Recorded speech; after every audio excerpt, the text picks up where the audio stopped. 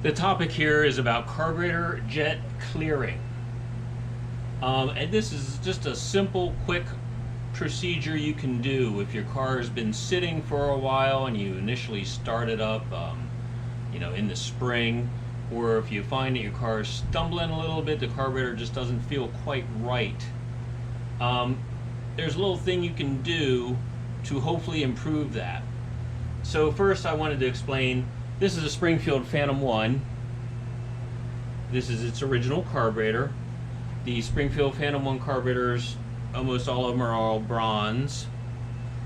So the British Phantom 1s, a lot of times these bodies were aluminum, and then that carried over to early Phantom 2.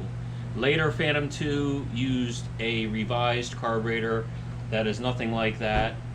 And later 2025s also used a much updated carburetor that doesn't look like that as well. So most people refer to these as the Royce Carburetor because this is the one that Henry Royce would have designed. The other ones were a collaboration of Rolls-Royce and SU. So anyway, the Springfield Phantom 1s. So on this carburetor, you have the low-speed jet, which is here, and the high-speed jet, which is here. This is the air valve. We're not going to worry about that now. We'll worry about that again when we get more involved in rebuilding. And so what you're going to do is, while the engine is running, you lift up a little bit on the low-speed jet. I'm not going to do it with the engine running now because of the noise. It'll just be very difficult for you to hear. But yeah, so it's running, you just lift up on it a little bit a few times, and then you can do the same with the high-speed jet, but you're going to have to do that with a little bit of acceleration. So, and again, you want to lift up, you don't want to force anything, you just want to gently lift up on it. If you can't lift up on it, if it doesn't want to move and something is stuck and frozen, then it's time to call it quits and take the carburetor off and properly service it. And so what we're doing here is this is a low-speed jet assembly. This is the actual jet itself, and this is the needle. So on the low-speed side, the needle goes into the jet. They're always a very close tolerance, and you'll see that it stops. It doesn't go all the way down in, and it's not supposed to. And then on the top here we have a spring that that keeps things down in place. And the jet doesn't do anything. It never really moves unless you're moving the adjustment in the center of the steering wheel. And when you do that, you open it up a little bit to let more gas in. You close it to prevent more gas from coming through.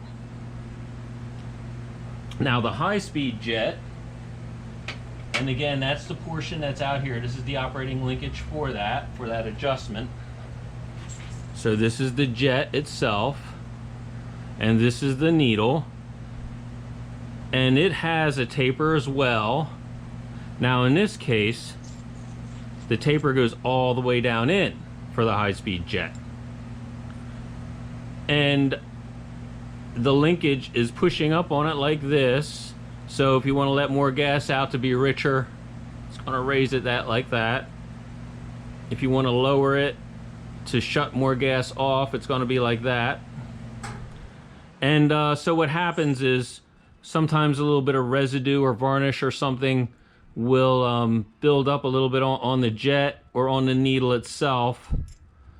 And those are the areas that, if you work it back and forth a little bit like I was showing, sometimes you can clean out and release that residue that's in there, and it can really improve your operating for quite a bit. And that residue is going to build up in there when like I say, when your car's been sitting for a while. Maybe you get a little bit of questionable gas. And also keep in mind that the float level, the gas is going to be right at the top here. So if your car's been sitting for a while, right in that area, is going to want to varnish. So so that's why you may need to do that. Now, if your car is running fine and all, leave well enough alone and don't do that. And another thing that I'm going to explain is that on the very bottom side of the carburetor, there are two caps. There's one cap for the high-speed jet and one for the low-speed jet. And in that cap is a spring and also a sort of a plunger or a plug of sorts. And what that spring is doing is that's pushing up on this jet to hold it up in place. And then the linkage comes in here and pushes it down. So you got the spring pushing up, linkage pushing down. So if that spring is inoperable, if it's full of crud in there, or if it just died or whatever else, and it's not pushing it up, then chances are your jet's just going to fall closed like that. So then you have no high-speed performance. It'll idle fine, but then when you go to accelerate, it'll pop and cough and just be a terrible performance. So I have a sample carburetor here. I'll turn that around so you have a better view of that area. So yeah, so that plug, these plugs go right here.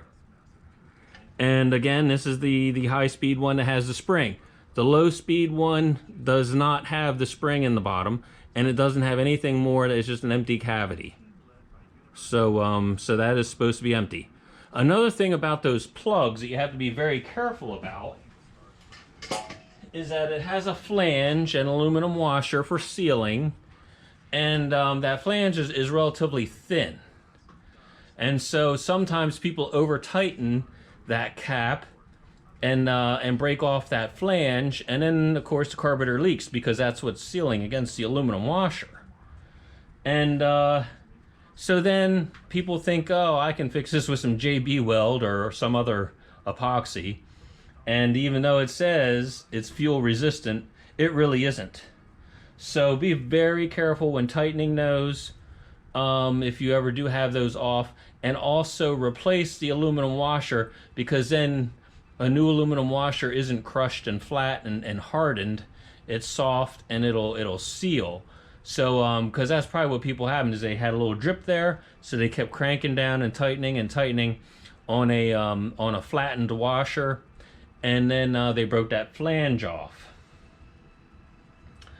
So so now I'll do a video with it running, and I'll do the lifting of the jet procedure just so that you can get a better idea of what things look like and feel like when they're happening.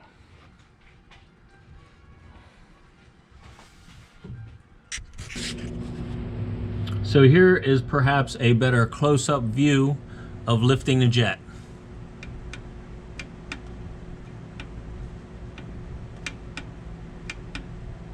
The low-speed one and the high-speed one.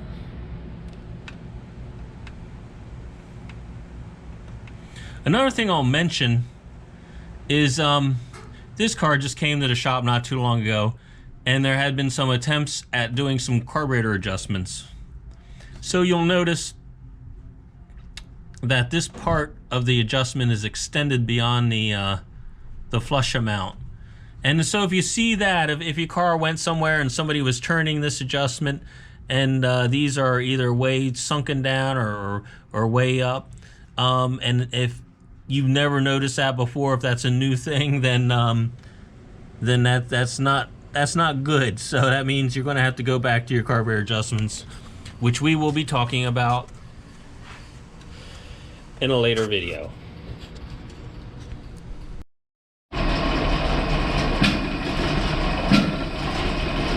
Okay, so you hear it running, obviously, and I'm just going to demonstrate what happens when we're lifting these jets.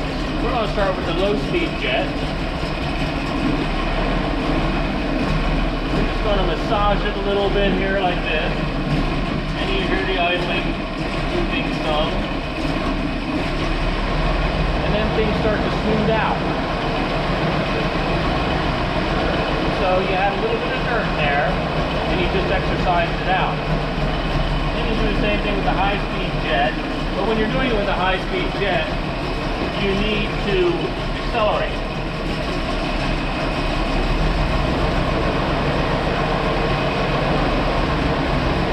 Do that for a bit, and then that takes care of any debris that's built up in there. So it still might be a little bit in there.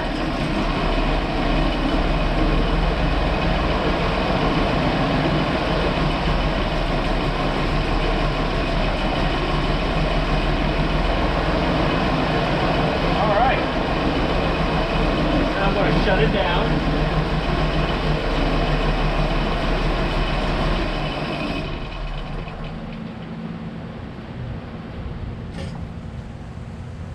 So that's all you need to do if you have a little bit of that varnish in there that you need to clear out.